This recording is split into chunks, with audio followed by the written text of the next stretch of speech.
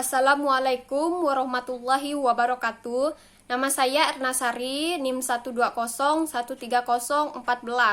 Prodi Studi Agama-Agama Semester 4, Fakultas Usuluddin Adab dan Dakwah, Kampus Institut Agama Islam Negeri di Pontianak. Mata kuliah Cultural Study, dosen pengampu Bapak Dr. Samsul Hidayat MA. Nah, kali ini saya akan memenuhi tugas yang bertema tentang peta wilayah kebudayaan, pluralitas, dan relativisme budaya. Pernyataan tentang relativisme pertama kali muncul dari filosof sofis Protagoras tahun 490 sampai 420 BC, 500 tahun sebelum Masehi. Nah, istilah relativisme diambil dari bahasa Latin, yaitu relativus, yang artinya menunjuk ke setiap pengetahuan.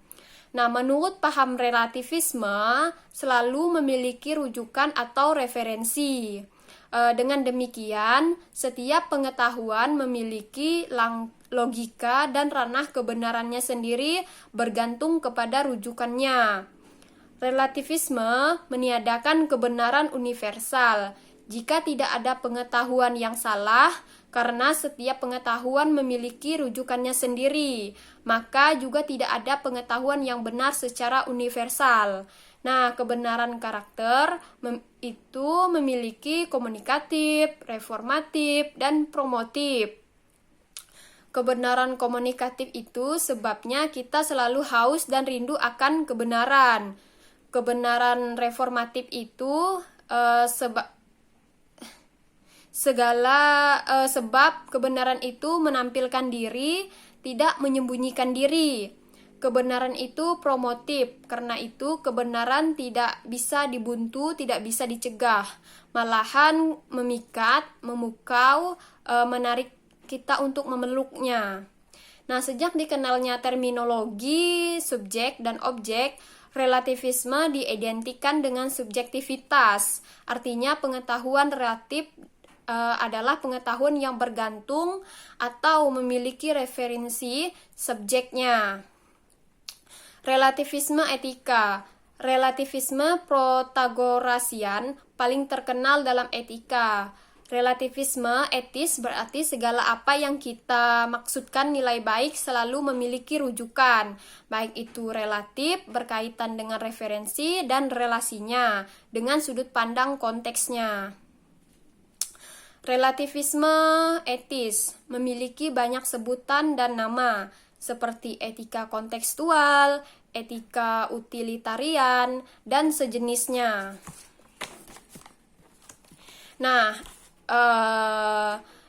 definisi etika kontekstual itu nilai baik buruk dipondisikan pada rujukan konteksnya. Sedangkan etika utilitarian itu merujuk kepada statement Machiavelli bahwa apabila seorang penguasa perlu melakukan sebuah tindakan keburukan untuk kebaikan yang lebih besar, hendaknya tidak perlu merasa bersalah. Relativisme dan krisis nilai. Seringkali disimpulkan bahwa dewasa ini relativisme telah menyebabkan krisis nilai.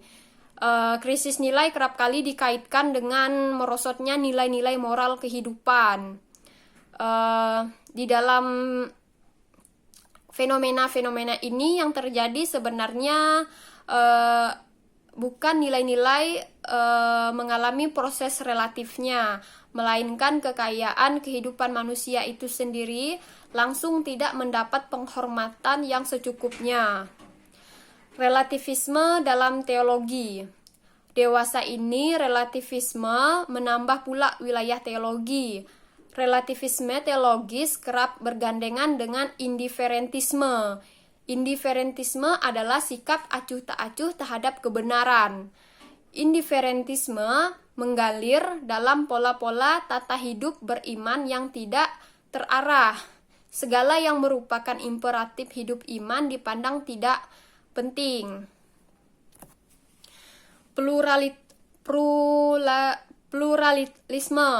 Pluralisme merupakan produk filsafat postmodern yang mempromosikan equality.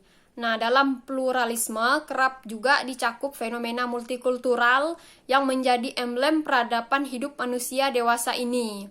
Nah, pluralisme religiusitas juga mengalami pergeseran nuansa penghayatan. Dulu religiusitas diresepsikan sebagai suatu citra rasa, ketaatan, ketakwaan kepada Tuhan. Nah, pada zaman pencerahan di Eropa agama adalah aksiomatik. Artinya agama merupakan kondisi yang tidak bisa tidak. Nah, dewasa ini tidak demikian. Religiusitas tidak sekedar itu. Religiusitas mesti performatif dan redemptif. Artinya apa yang disebut sebagai suatu cita rasa, keimanan kepada Tuhan bukanlah sekedar terarah kepada suatu doktrin, suatu dogma, suatu hukum, atau syariat yang benar.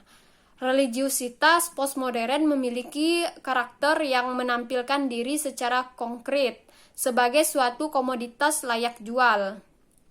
Nah, bila meminjam terminologi ekonomi, pluralisme dalam teologi. Nah, dalam ranah teologi, pluralisme memiliki nuansa positif sebagai bagian dari konteks hidup manusia. Pluralisme merupakan sebuah kesadaran akan pluralitas kenyataan sehari-hari. Pluralisme dan fenomena perjumpaan.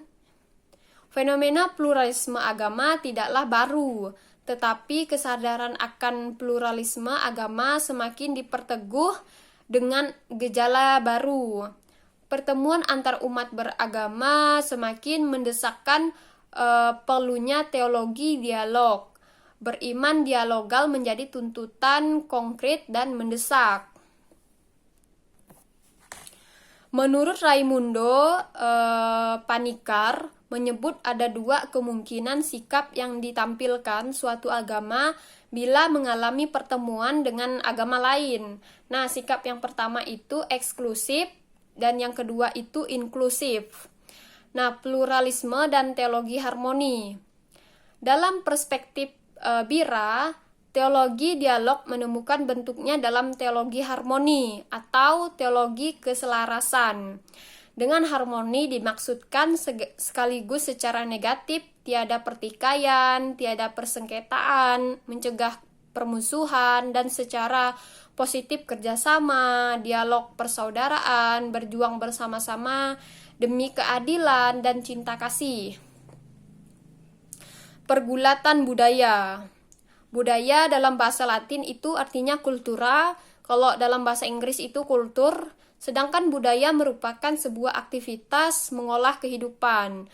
Budaya tidak pernah tiba-tiba jadi. Budaya adalah cetusan dari kecerdasan akal budi masyarakat.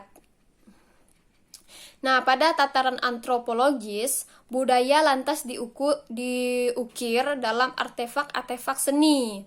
Hasil seni, misalnya seni sastra, kerajinan tangan, dan lain-lainnya. Misalnya, jelas merupakan produk dari kecerdasan manusia. Sebagai sebuah produk budaya, wayang memiliki sejarah luar biasa panjangnya. Wayang menjadi cermin bagi kehidupan. Dialog budaya. Pada level makna ini juga mengatakan dialog keindahan dari kehidupan sehari-hari atau everyday life. Istilah everyday life digulirkan oleh seorang filosof bernama Edmund Husserl. Sekian dari video saya, kurang lebihnya saya mohon maaf. Saya akhiri atau tutupi video ini dengan mengucapkan wassalamualaikum warahmatullahi wabarakatuh.